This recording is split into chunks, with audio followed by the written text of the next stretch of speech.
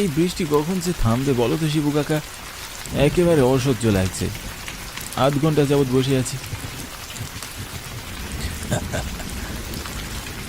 থামবে না, থামবে না তারানাথ। এ হলো কালবৈশাখী ঝড়, এত সহজে থামার নয়। তোমরা যাই বলো, আমার কিন্তু ভালোই লাগছে। মুসুলধারে বৃষ্টির সাথে রতন কাকার হাতের গরম চা, আহা কি যে মজা। হ্যাঁ, সাথে ভূত এফএম শুনতে পারলে আরোই ভালো লাগতো। কি বলো তোমরা? কোনো এককালে গ্রাম অঞ্চলে অনেক ভূতুরে কাণ্ড করতে দেখা যেত। তোমাদের মতো আমাদের তখন ভূত এফএম শুনতে হতো না, বাস্তবে ভূত দেখে আমরা দৌড়ে পালাতাম। কি বলো শিবু কাকা, সত্যি? আচ্ছা বেশ, তাহলে এখন আমাদের তোমার সাথে ঘটে যাওয়া একটা ভূতের গল্প শোনাও তো। হ্যাঁ, এই কালবৈশাখীর রাতে চায়ের দোকানে ভূতের গল্প একদম জমে ক্ষীর হবে।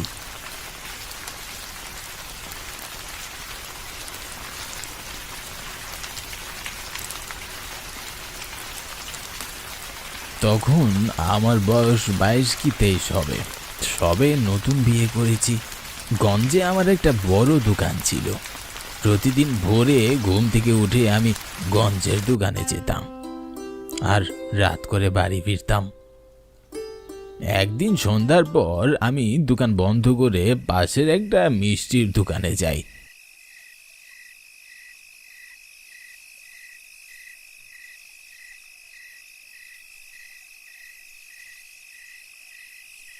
আর কিছু ভালো মিষ্টি কিনে নেই। মিষ্টির দোকানদার মুচকি হেসে আমাকে বললেন, কি শ্বশুর বাড়ি যাচ্ছ নাকি? হ্যাঁ গো কাকা, অনেকদিন হলো গৌরী বাবার বাড়ি গিয়েছে, তাই ওকে আনতে যাচ্ছি। বেশ, তবে বেশি দেরি করো না, তাড়াতাড়ি যাও, ট্রেন আসার সময় হয়ে গিয়েছে। গঞ্জের পাশেই রেল স্টেশন ছিল, তাই আমি পায়ে হেঁটে স্টেশনে যাচ্ছিলাম। আমি স্টেশনে গিয়ে পৌঁছাতেই পো পো শব্দ করে ট্রেন চলে আসলো।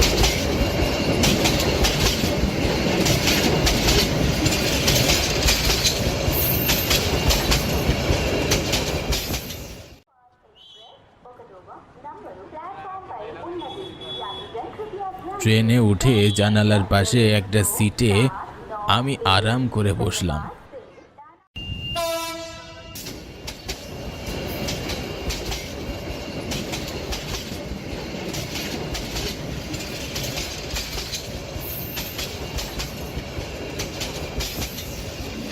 আমাদের গ্রাম থেকে আমার শ্বশুর বাড়ি একটু দূরে, নবাবপুর গ্রামে আমার শ্বশুর বাড়ি।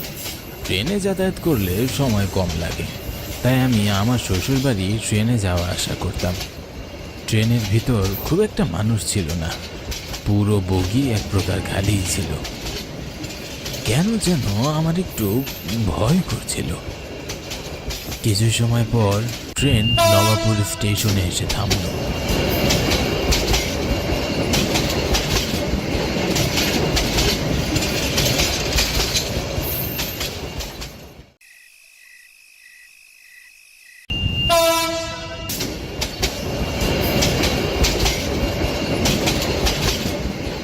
ট্রেন থেকে নেমে আমি অবাক হয়ে যাই। পুরো স্টেশন একদম ফাঁকা ছিল। ঘড়ির দিকে তাকিয়ে দেখলাম তখন রাত 9টা বাজে। সে সময় গ্রামের লোকজনের কাছে রাত 9টা মানে গভীর রাত, তাই স্টেশন একদম ফাঁকা। স্টেশন থেকে আমার শ্বশুর বাড়ি প্রায় 1.5 কিলোমিটারের মতো। এই 1.5 কিলোমিটার পথ আমাকে পায়ে যেতে হবে। আমার শ্বশুর বাড়ি যেতে একটা বড় ঘন জঙ্গল পার করে যেতে হয়। জঙ্গলের কথা মনে হতেই আমার ভয়ে গায়ে কাঁটা দিয়ে উঠল, গলা শুকিয়ে গেল। জানি না কেমন করে আমি এই নির্জন পথে একা পাড়ি দেব। হাঁটতে হাঁটতে একটা সময় আমি জঙ্গলের কাছাকাছি চলে আসি, কিন্তু আমি আর সামনে আগানোর সাহস পাচ্ছিলাম না। আমি থমকে দাঁড়ালাম, আশেপাশে ভালো করে তাকাতে লাগলাম, কিন্তু কোনো রিক্সা বা মানুষের দেখা পেলাম না। চারিদিকে ঘুটঘুটে অন্ধকার, নীরব স্তব্ধ পরিবেশ। জঙ্গলের ভেতর থেকে শিয়াল ডাকার শব্দ কানে ভেসে আসছে। হঠাৎ আমি দেখলাম জঙ্গলের রাস্তার মাথায় একজন লোক গরুর গাড়ি নিয়ে দাঁড়িয়ে আছেন। আমি বেশ অবাক হলাম। একটু আগেও লোকটা এখানে ছিল না। তিনি কখন এখানে আসলেন আমি দেখতে পাইনি। আমি গাড়িওয়ালার কাছে এগিয়ে গেলাম। আমি কিছু বলার আগেই লোকটা আমায় বলল, আপনি কোথায় যাবেন? এত রাতে এখানে এসেছেন কেন? এই পথ দিয়ে তো সন্ধ্যার পর কেউই যাওয়া আসা করে না। আসলে নবাবপুর গ্রামে আমার শ্বশুর বাড়ি। আমি নতুন বিয়ে করেছি। গঞ্জে আমার দোকান আছে। দোকানের কাজ শেষ করে এখন আমি আমার শ্বশুর বাড়ি যাচ্ছি, তাই একটু রাত হয়ে গেছে। আপনার শ্বশুরের নাম কি? আমার শ্বশুরের নাম হলো রাহুল দেবনাথ। ও, আপনি রাহুল কাকার মেয়ের জামাই? হ্যাঁ, আমি ওনারই। আপনি চিনেন? জি, চিনি। আপনার শ্বশুর কৃষি কাজ করেন। বড্ড ভালো মানুষ তিনি। নবাবপুর গ্রামের উত্তর পাড়ায় ওনার বাড়ি। আপনার তো বিবাহ উপযুক্ত এক শালিকা আছে, নাম ঋতু। হ্যাঁ, আপনি তো দেখছি সবই জানেন। তা আপনার বাড়ি কোথায়? কোন পাড়ায় থাকেন আপনি? আমার এখানে কোনো ঘর বাড়ি নেই। গাড়িওয়ালার মুখে এমন উত্তর শুনে আমি ভীষণ অবাক হলাম। আমতা আমতা করে বললাম, তাহলে আপনি এখানে থাকেন কোথায়? আমি সর্বস্থানে থাকি, তবে এই জঙ্গলে বেশি থাকি। চলুন, আপনাকে আপনার শ্বশুর বাড়ি পৌঁছে দিচ্ছি। ওনার মুখে এমন অদ্ভুত কথা শুনে আমি হা করে ওনার দিকে তাকিয়ে রইলাম। আর মনে মনে ভাবছিলাম, লোকটা আবার পাগল টাগল নয় তো। আমার নীরবতা দেখে গাড়িওয়ালা আমাকে বললেন, কি হলো, আপনি গাড়িতে উঠে পড়ছেন না কেন? আপনি যাবেন না? হ্যাঁ, যাব তো। আমি তাড়াহুড়ো করে গাড়িতে উঠে বসলাম। আমি গাড়িতে উঠে বসতেই উনি গাড়ি ছেড়ে দিলেন। যদিও বা গাড়িওয়ালা খুব রহস্যজনক কথা বলছেন, কিন্তু আমার কাছে ওনার গাড়িতে যাওয়া ছাড়া আর কোনো উপায়ও ছিল না। বাবু শোনেন, আপনাকে একটা কথা বলি। হ্যাঁ, বলুন না। আমি আপনাকে জঙ্গলটি পার করে দিচ্ছি, কিন্তু পরবর্তীতে আর কখনোই রাতের বেলা আপনি এই পথ দিয়ে আসবেন না। মাথা নেড়ে আমিও হ্যাঁ সম্বোধন করলাম। মুখ ফুটে কিছুই বললাম না। গাড়িওয়ালা এমনিতেই ভীষণ অদ্ভুত অদ্ভুত কথা বলছেন, তাই আর কথা বাড়ালাম না। জঙ্গলের আঁকা বাঁকা পথ দিয়ে গরুর গাড়ি ছুটে চলেছে।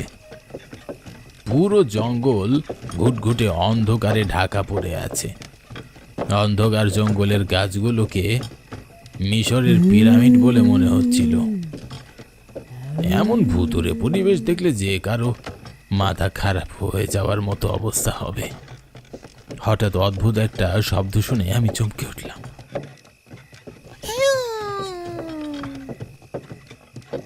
এটা কোনো পশু বা পাখির শব্দ তো মনে হচ্ছে না। আর কোনো মানুষের তো এমন ভয়ঙ্কর শব্দ করার প্রশ্নই ওঠে না। তাহলে এটা কিসের শব্দ হতে পারে? ভেতরে ভেতরে আমি ভীষণ ভয় পাচ্ছিলাম। খুব অদ্ভুতভাবে হঠাৎ করে জঙ্গলের দমকা হাওয়া বইতে লাগলো। আমি খুব অস্থির হয়ে উঠলাম, কিন্তু গাড়িওয়ালার ভিতর আমি কোনো অস্থিরতা দেখলাম না। আমি আরো বেশি অবাক হলাম। বিরক্ত করিস না, যা। গাড়িওয়ালার এমন হুঙ্কার শুনে আমি চমকে উঠলাম। আশেপাশে তাকিয়ে কাউকেই দেখতে পেলাম না। খুব আশ্চর্যজনকভাবে তখন দমকা হাওয়া বন্ধ হয়ে গেল। হচ্ছেটা কি এসব? আমি কিছুই বুঝে উঠতে পারছিলাম না। আবারও সেই ভয়ঙ্কর শব্দ শুনে আমি ভীষণ ভয় পেয়ে গেলাম। সময়ের সাথে সাথে ভয়ঙ্কর শব্দটি ক্রমেই বেড়ে চলেছে। মাঝে মাঝে অনেক দূর থেকে কান্নার শব্দ ভেসে আসছে, কখনো আবার হাসির শব্দ শোনা যাচ্ছে। মনটা ভীষণ কুটাক ডাকছিল, মনে হচ্ছিল আমার সাথে খুব খারাপ কিছু হতে চলেছে। গাড়িওয়ালা ভাই, একটু তাড়াতাড়ি গাড়ি চালান না, আমার ভীষণ ভয় করছে। গাড়িওয়ালা যেন আমার কথা কানেই তুলল না। তিনি তার মতো করে গাড়ি চালাচ্ছিলেন। ওনার উপর আমার ভীষণ রাগ হচ্ছিল। হঠাৎ আমি দেখলাম গরুর গাড়ির পাশে একটা দানবের মতো কালো ছায়া আসছে। ভয়ে আমি চমকে উঠলাম। আমার গলা শুকিয়ে গেল, হাত পা ঠান্ডা হয়ে গেল, বুকের ভেতরের প্রাণ পাখিটা ধুক ধুক করতে লাগলো। মনে মনে রাম রাম বলা ছাড়া আর কিছুই করার ছিল না। হঠাৎ গরুর গাড়িটি থমকে দাঁড়ালো। গাড়িওয়ালা খুব চেষ্টা করেও সামনের দিকে এগোতে পারল না। ভয়ে আমি পিছনে ঘুরে তাকিয়ে চিৎকার করে উঠলাম। আমি দেখলাম দানবের মতো ছায়াগুলো গরুর গাড়িটি পিছন থেকে টেনে ধরে রেখেছে। ভয়ে আমার বুকের ভেতরটা পানি শূন্য হয়ে যায়, পা থরথর করে কাঁপতে শুরু করে। মনে হচ্ছিল আজই আমার জীবনের শেষ দিন। দেহ থেকে প্রাণ পাখিরা হয়তো এক্ষুনি বের হয়ে যাবে। গাড়িওয়ালা এক লাফে গাড়ি থেকে নেমে দানবের মতো ছায়াগুলোর উপরে এগিয়ে যায় আর রেগে মেগে বলে, কেন এভাবে বিরক্ত করছিস?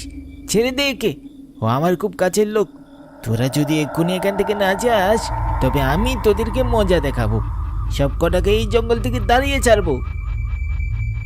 গাড়িওয়ালা এ কথা বলতেই দানবগুলো সামনে থেকে অদৃশ্য হয়ে যায়।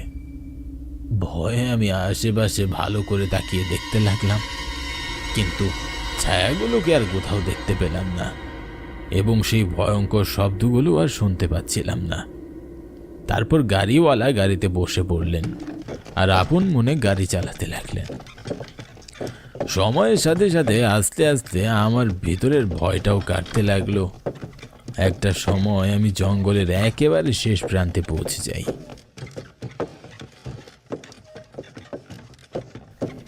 গাড়িওয়ালা গাড়ি থামিয়ে বললেন, আর কোনো ভয় নেই, আমি গাড়ি নিয়ে আর সামনে এগোতে পারবো না। এখান থেকে কিছুটা পথ পায়ে হেঁটে গেলেই আপনি আপনার শ্বশুর বাড়ি পৌঁছে যাবেন।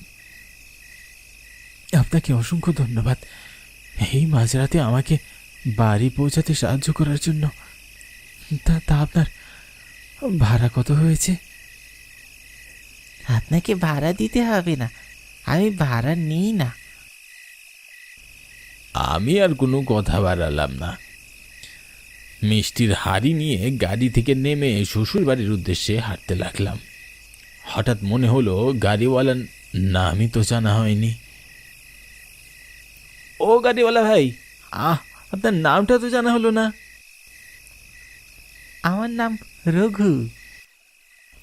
তারপর আমি খুশি মনে হাঁটা শুরু করলাম এবং আমি কিছু সময় পর শ্বশুর বাড়ি পৌঁছে গেলাম।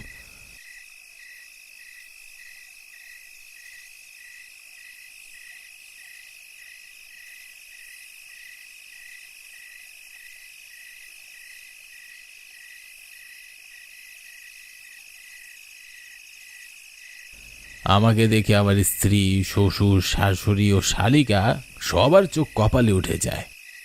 মনে হচ্ছিল যেন ওনাদের মাথায় আকাশ ভেঙে পড়েছে। সবাই ভীষণ অবাক হয়ে হা করে আমার দিকে তাকিয়ে রইলেন। ওনাদের এভাবে অবাক হওয়ার কারণটা আমি বুঝতে পারলাম না। তুমি এত রাতে জঙ্গলের পথ দিয়ে কেমন করে এলে? এই পথ দিয়ে তো রাতের বেলা যেই যায় পরের দিন সকালবেলা জঙ্গলে তার লাশ পাওয়া যায়। অশুভ আত্মারা রাতের বেলা জঙ্গলে ঘুরে বেড়ায়। তুমি জঙ্গল পার হলে কেমন করে গো? রঘু নামের একজন গাড়িওয়ালা আমাকে তার গাড়িতে করে জঙ্গল পার করে দিয়েছেন, আর তিনি তো আমার কাছ থেকে ভাড়াও নেননি। রঘু গাড়িওয়ালার নাম শুনে ওনারা সবাই অবাক হয়ে যান, বড় বড় চোখে আমার দিকে তাকিয়ে রইলেন। আমি কিছু বলে ওঠার আগেই আমার শ্বশুর বললেন, আজ থেকে ঠিক 2 মাস আগে জঙ্গলের পথে রঘু গাড়িওয়ালার লাশ পাওয়া যায়। তোমাকে আসলে অশুভ প্রেতাত্মারা ক্ষতি করতে চেয়েছিল, কিন্তু রঘু করতে দেয়নি। তোমাকে রঘুর আত্মা বাঁচিয়েছে। শ্বশুরের মুখে এমন কথা শুনে আমার গায়ে কাটা দিয়ে উঠল। বড় বিপদ থেকে প্রাণে বেঁচে ফেরার জন্যে মনে মনে ঈশ্বরকে আর রঘু গাড়িওয়ালাকে ধন্যবাদ জানালাম। সেদিনের পর থেকে আর কখনোই আমি রাতের বেলা শ্বশুর বাড়ি যাইনি।